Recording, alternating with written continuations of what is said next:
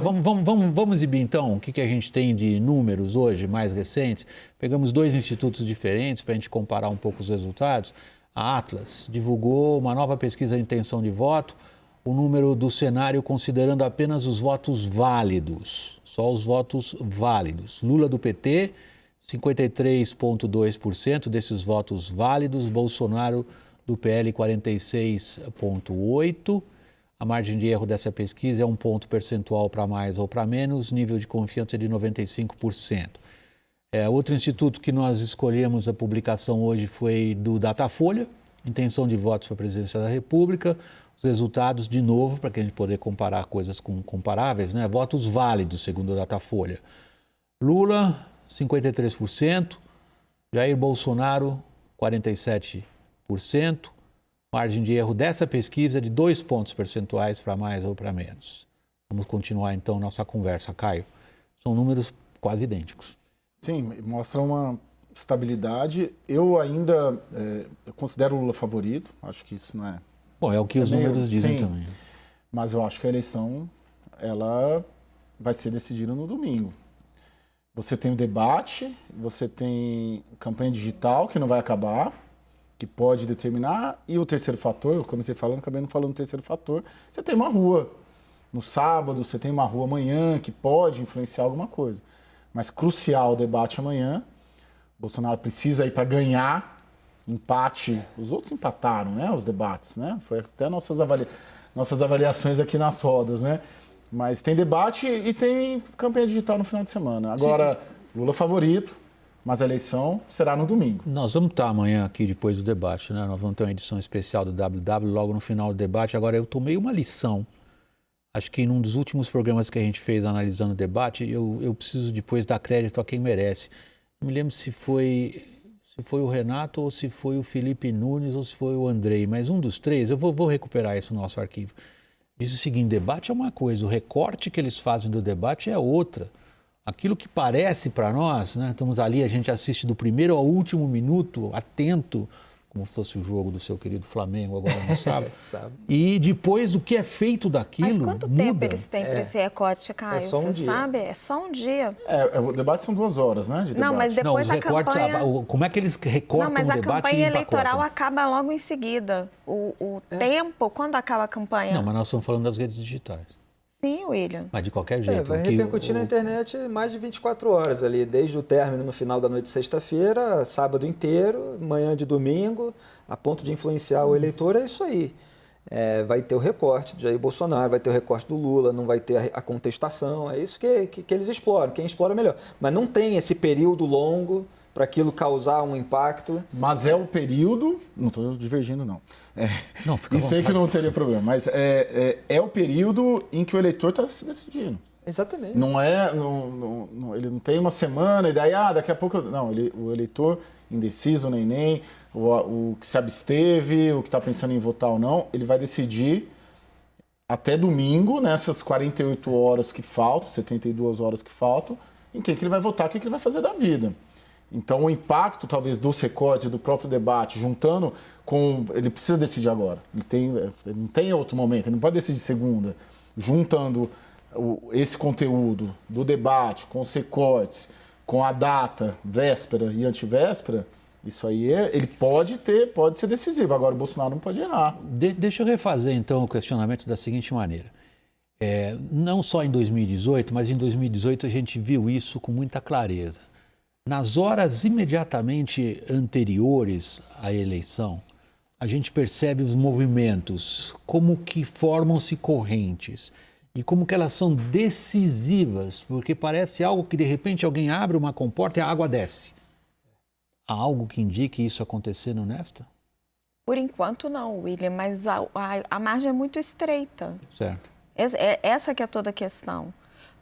Vamos pegar ali, por exemplo, a experiência que a gente teve no primeiro turno. No primeiro turno, a gente tinha as pesquisas indicando que poderia, quem sabe, talvez uma vitória do Lula logo em primeiro turno. Você tinha toda uma campanha de voto útil para o Lula, muita gente se colocando, tudo parecia. E veio uma surpresa na urna, porque apareceu um antipetismo, tudo bem, a gente tem muito questionamento das pesquisas, mas apareceu um antipetismo muito forte em vários a tal estados. corrente que forma nas horas. Que a gente não esperava. Agora, o que a gente enxerga? Nós e as campanhas e todo mundo que está fazendo esse tipo de análise.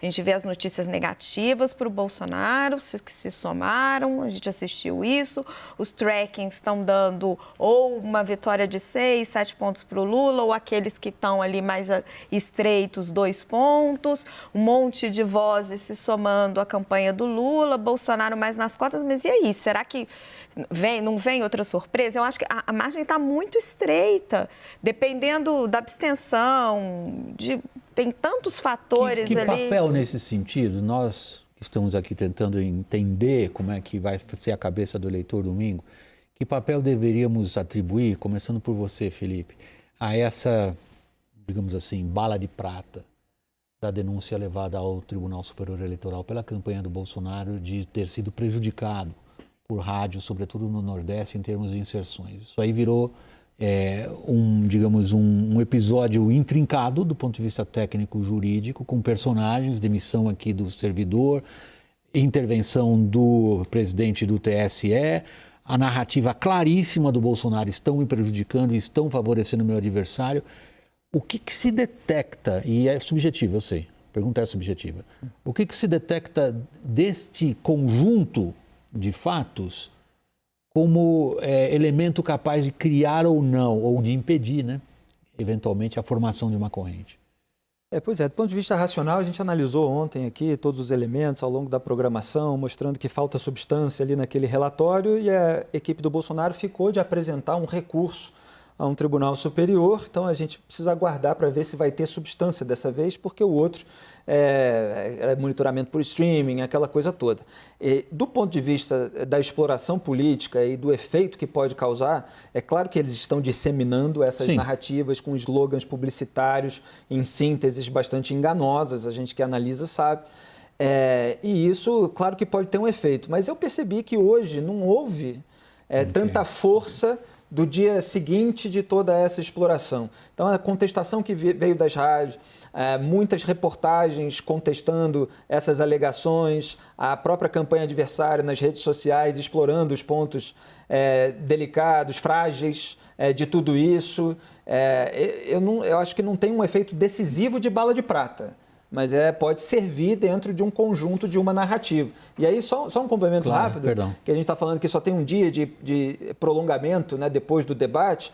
Nesse momento, mensagem publicitária é muito importante. Então, eu acho que as duas campanhas estão formando ali frases de efeito.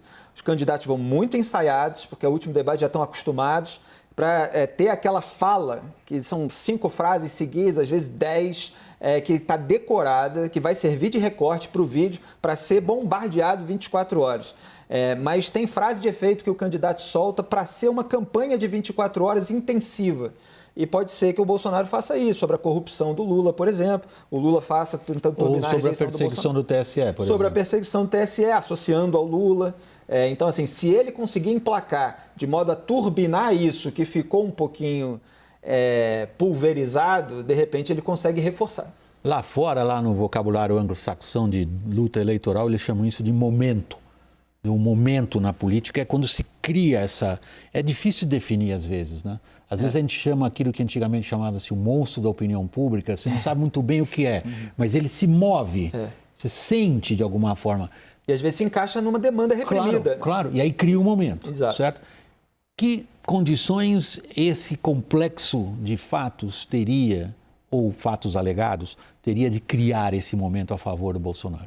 Nossa, Vac, eu vejo esse complexo de fatos completamente uma estratégia pós-eleitoral. Eu não vejo, assim, uma estratégia para ganhar a eleição. Estratégia para ganhar a eleição é tentar pôr o Paulo Guedes aqui, o Bolsonaro entrar no debate amanhã encarando como se fosse o jogo da vida, final de Copa do Mundo, precisa ganhar, e precisa ganhar de 2-0, 3-0, o Lula entrando para empatar. É isso. Tudo que aconteceu essa semana, esse episódio das rádios, é para ser tratado a partir, se o Bolsonaro perder, a partir das 9 da noite do domingo, quando sai o resultado. Não é uma estratégia, fala para convertido, coloca em descrédito do TSE, tudo que a turma Tem uma já... estratégia de vitimização, né? Mas é pro day after. Mas um pouco também para esse eleitor neném, que fala, puta, o cara já está sendo roubado agora, antes da eleição, vamos lá. Mas eu acho que ela é pequena. Agora, pro day after... Ele diz, só um parênteses, ele disse com todas as letras lá em Minas Gerais no comício, eu sou vítima. Sim. Né? Ele não está só se Na fazendo, coletiva ele ontem está também. expressando isso diretamente. Você ia falar? Desculpa. Não, é porque você estava falando essa questão do day after. Não senti hoje nas conversas nenhuma preocupação, nem das autoridades, nem das Forças Armadas com essa questão. O ministro Alexandre de Moraes, hoje, nas conversas com pessoas com quais eu falei, estava absolutamente tranquilo, considerando esse episódio página virada, apesar ainda da gritaria bolsonarista, tanto que acho que o Bolsonaro ainda nem apresentou o recurso para o STF, já está preparando ali a totalização dos votos. Vão estar com ele todos os ministros do STF, Rodrigo Pacheco. A ideia dele terminou, você já tem matematicamente um presidente eleito, desce do lado do presidente do Congresso e proclama o vitorioso. Também nem entre as Forças Armadas não senti nenhuma aderência a discurso de golpe. Eu acho que cai assim num vazio, tanto na classe política quanto dentro do meio militar. A Raquel deixou uma bola pingando na frente do gol sem goleiro. Vamos para uma eleição tranquila? Não vamos. Caio. Não vamos. Apesar de todos os sinais das instituições, concordo, a minha apuração vai nessa linha também. Forças Armadas, políticos, os aliados. Se o Bolsonaro perder na segunda-feira em diante, o Valdemar da Costa Neto já vai estar cuidando da bancada. Eles já vão estar olhando a próxima eleição, a eleição da mesa, de 1º de fevereiro, da mesa da Câmara e da mesa do Senado. O pessoal vai tocar a sua vida. Meu ponto é que não é que vai ser uma eleição tranquila. Eu acho que se houver contestação, vai ser uma gritaria solitária. Porque a do primeiro turno foi uma festa, nesse sentido. É obrigatório reconhecer. Foi uma eleição perfeitamente tranquila, sem menor Exato. Sim. Nesse sentido, o que eu quis dizer de tranquila eu acho que até pode ser que, caso o Bolsonaro perca, ele conteste, ele fale, os seguidores dele reclamem, mas eu não consigo encontrar eco na sociedade. Sim, certamente, sem a menor dúvida. Tal qual a questão das urnas eletrônicas, nunca, tanto que eles mudaram, eles saíram da urna eletrônica e passaram a questão das inserções, eles tiveram que migrar. Teve pesquisa no meio, dos institutos, eles vão sempre mudando ali o alvo. Bom, amanhã, gente, a gente se encontra aqui logo depois do debate. Vai ter uma edição especial do WW. Por hoje, quero agradecer vocês pela presença na roda. A gente vai tratar depois lá de Putin e Ucrânia. Raquel, obrigado, boa noite a você também. Obrigado, Felipe, obrigado, boa noite a você também, Caio. A gente se vê amanhã aqui depois do debate.